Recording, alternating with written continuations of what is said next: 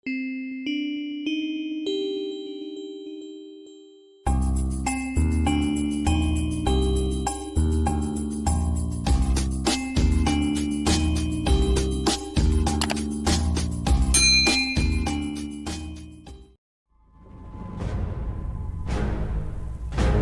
kisah terjadinya Danau Rawapening. Rawapening terletak di Kabupaten Semarang. Danau tersebut berada di 4 kecamatan dengan luas sekitar 2.670 hektar. Danau itu menjadi ramai setelah ada beberapa objek wisata di sekitar Danau Rawapening. Namun, siapa sangka ada legenda turun-temurun yang menceritakan kisah awal mula terbentuknya Danau Rawapening. Namun, sebelum kita simak kisahnya, alangkah baiknya jika Anda subscribe sebagai tanda Anda mendukung channel ini. Beginilah kisahnya. Legenda tersebut berawal dari pasangan suami istri yang tinggal di desa Ngasem yang terletak di antara Gunung Merbabu dan Gunung Telomoyo. Mereka adalah Ki Hajar dan Nyai Silakanta.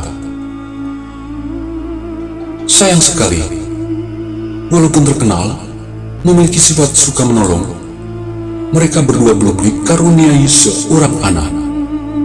Sampai akhirnya Ki Hajar bertapa di lereng Gunung Telomoyo untuk mewujudkan keinginan sang istri. Nyai Silakanta khawatir dengan sang suami yang tidak segera pulang. Namun, dari situlah ia tahu jika ia sedang mengandung. Semakin hari, perutnya semakin membesar. Tiba waktunya Nyai Silakanta untuk melahirkan. Namun, ia terkejut bukan main, karena ia melahirkan seorang anak dengan wujud ular naga. Akhirnya, ia menamai anak tersebut Baru Kelinting. Konon katanya, nama Baru berasal dari kata Brahmana, yang berarti ia adalah seorang yang memiliki kedudukan lebih tinggi dari seorang pendeta.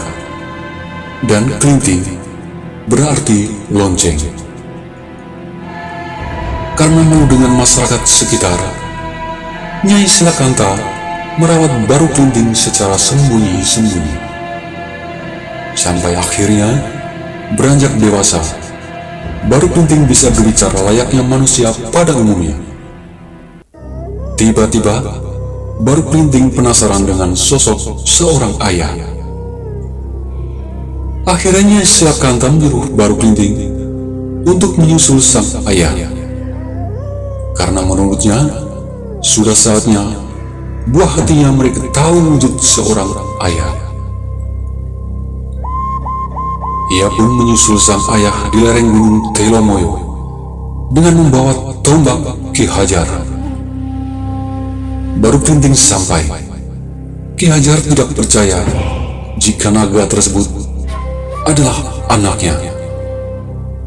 Ia pun menyuruh Baru Kelinting untuk melingkari Gunung Telomoyo. Karena si anak memiliki kesaktian yang luar biasa, ia dengan mudah melingkari gunung tersebut.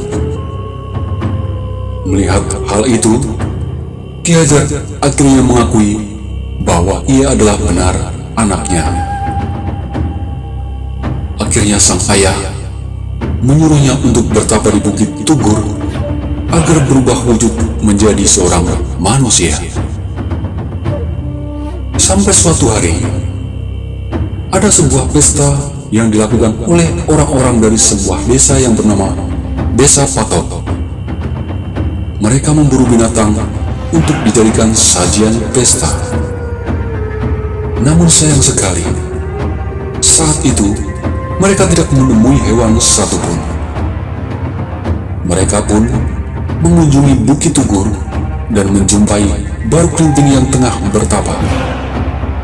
Para warga merasa sangat senang sekali dan langsung memotong daging naga itu untuk dijadikan hidangan pesta.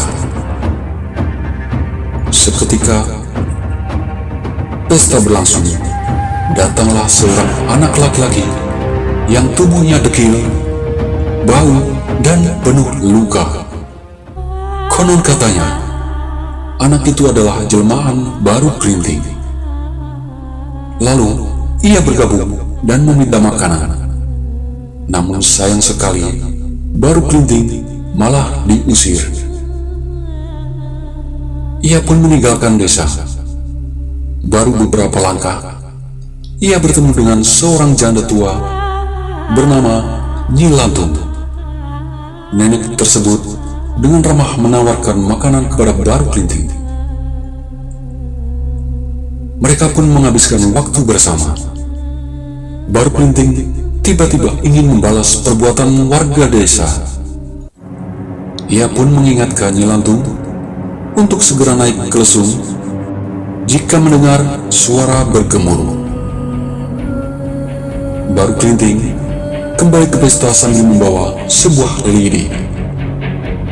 Kemudian ia menancapkan lidi tersebut dan membuat sayembara. Barang siapa orang bisa mencabut lidi itu, maka Baru Klinting akan menyerahkan diri sebagai budak. Benar saja, orang-orang langsung antusias. Mereka mencabut, namun tidak ada yang berhasil. Hingga akhirnya Baru Klinting mencabut lidi itu dengan mudah.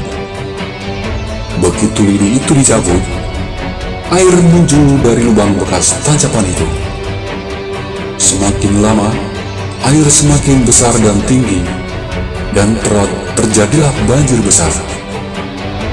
Para penduduk desa tidak bisa melarikan diri kecuali Nyi Lantung yang sudah siap dengan lesungnya. Baru Klinting pun berubah wujud menjadi seekor naga dan menjadi penunggu Danau Rawapening hingga sekarang.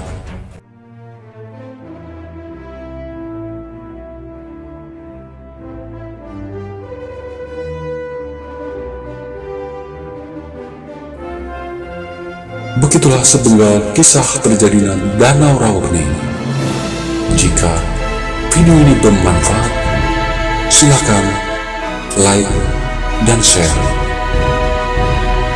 Sampai bertemu di video selanjutnya.